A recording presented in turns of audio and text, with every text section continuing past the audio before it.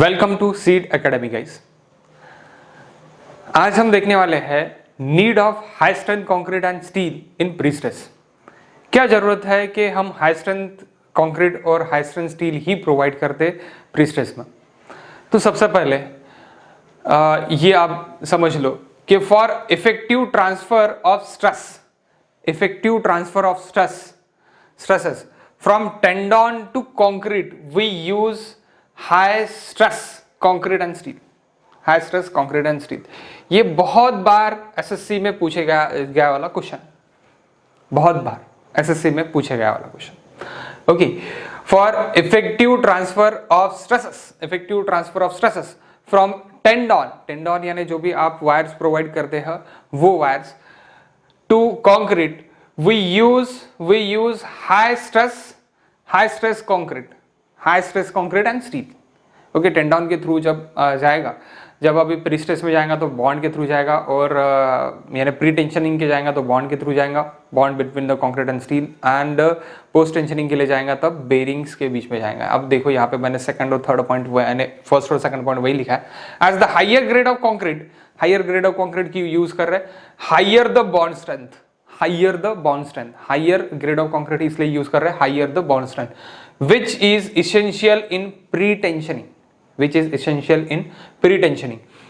अब post tensioning के लिए क्या है, फिर पोस्ट टेंशनिंग के लिए क्यों हम हायर ग्रेड यूज कर रहे हैं? तो guys, higher the grade of concrete, higher is the bearing strength, क्यों बेरिंग स्ट्रेंथ? क्योंकि हमने देखा है पोस्ट टेंशनिंग में आप क्या लगाते, एंकर लगाते गाइस, लास्ट में एंकर प्रोवाइड करते, तो वो एंकर आपका क्या करता कि केबल को स्ट्रेच रखता है, तो इसलिए वहां पे क्या चाहिए, आपकी बेरिंग स्ट्रेंथ चाहिए।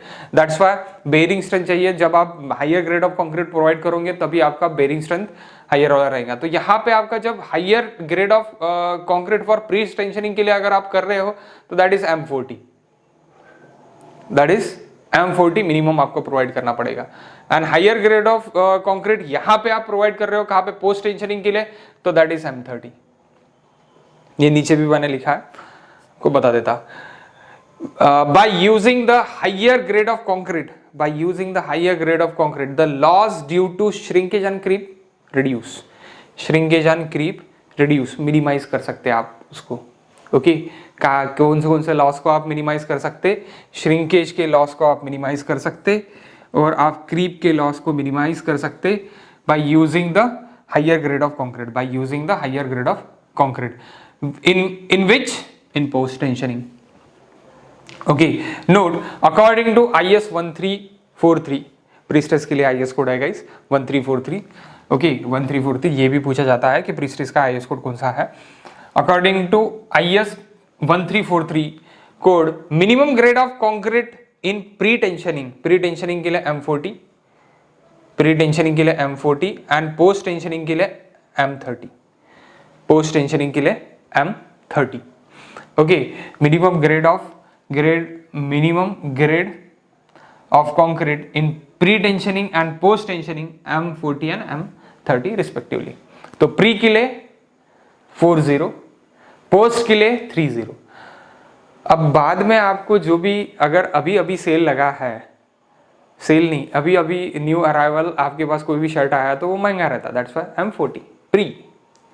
पोस्ट थोड़ी देर आने के बाद, कंक्रीट सेटल हो जाने के बाद अगर आप उसमें स्टील डालोगे, यानी कंक्रीट पुराना हो जाने के बाद अगर उसमें आप स्टील डालोगे तो M30। इस तरह आप भी याद रख सकते हो। ओके, सो थोड़ा यानी ये था बकवास जोक था, लेकिन याद रख सकते हो कि प्री के लिए अगर देख रहे हो तो पहले प्री महंगा गिरेगा, दैट्स व्हाई M40। पोस्ट सस्ता गिरेगा, इसलिए क्या, M30। ओके, M30 ये अभी भी मैंने बता दिया है। अब guys, if mild steel is used as a tendon, जो भी वायर डाल रहे हैं हम उसमें माइल्ड स्टील अगर मैंने यूज किया, mild steel is used as a tendon because the residual stress in this are going to disappear, residual stress कुछ भी नहीं रहता, going to disappear after certain period of a time, certain period of a time में क्या हो जाएगा, वो उसका residual stress totally चले जाएगा अगर माइल्ड स्टील प्रोवाइड किया तो, mild steel is use provide किया तो। अब देखो क्या हो रहा है यहाँ पे, in PSC prestress concrete due to various reasons the losses are in the range of 140 to 200, 140 to 200।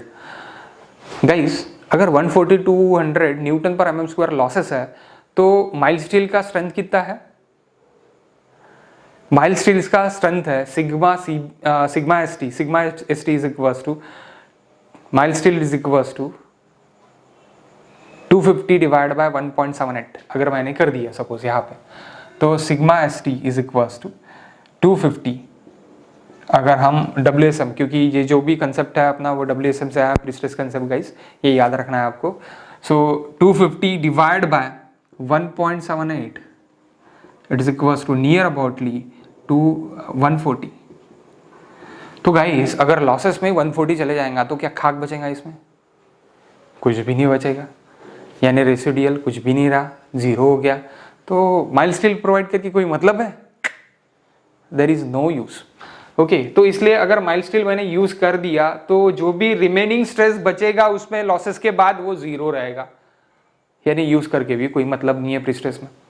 Okay, क्योंकि प्रीस्ट्रेस का लॉस ही कितना है आपका? 140 to 200 लॉस है, 140 to 200 लॉस है।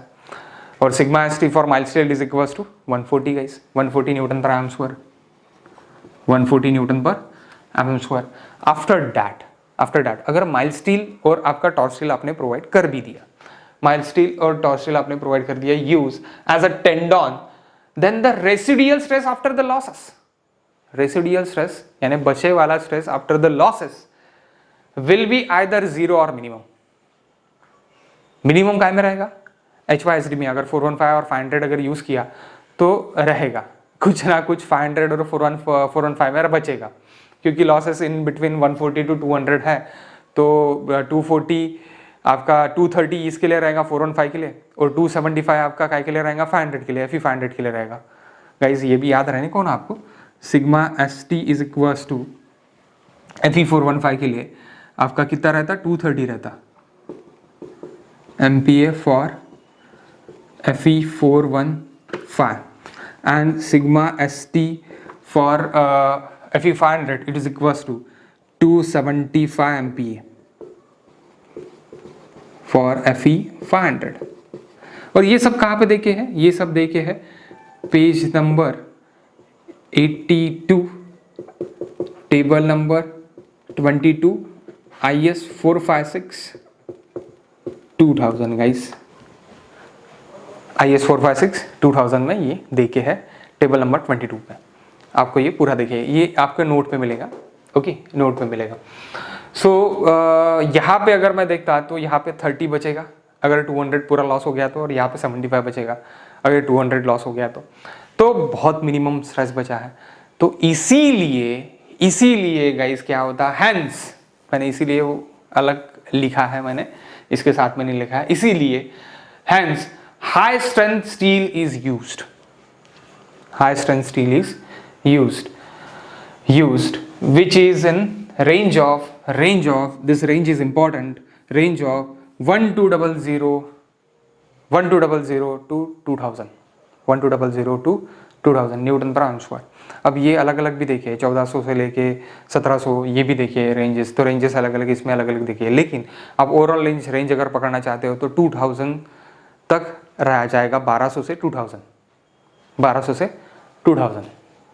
ओके गाइस, 1200 से 2000। तो इसीलिए यानी मेन चीज स्टील में सबसे ज़्यादा क्वेश्चन ये पूछा जाता है, आपको इंटरव्यू में भी पूछा जाता है कि वाई क्यों हाई स्ट्रेंथ स्टील प्रोवाइड किया जाता है। तो हाई स्ट्रेंथ स्टील प्रोवाइड करने का कारण ही ये है कि आपका जो रेसिडियल बचने वाला है वो नियर अबाउटली जीरो और मिनिमम बचेगा, माइल्ड और टॉर्क दोनों में। माइल्ड में तो बचेगा ही नहीं, क्योंकि 140 डायरेक्ट माइनस गाइस, और माइनस में तो रहेगा नहीं। ओके, दैट्स व्हाई माइल्ड तो यूज नहीं होगा और टॉर्क भी नहीं यूज होगा, इसीलिए हाई स्ट्रेंथ स्टील यूज होगा। हाई स्ट्रेंथ स्टील कौन सा यूज होगा? 1200 से लेके 2000 तक जो भी रहेगा वो यूज होगा। Okay guys, so thank you. आपको ये वीडियो अगर अच्छा लगा होगा तो इसको लाइक करो, सब्सक्राइब करो मेरे चैनल को और मेरा वीडियो शेयर करो गाइस। Thank you guys.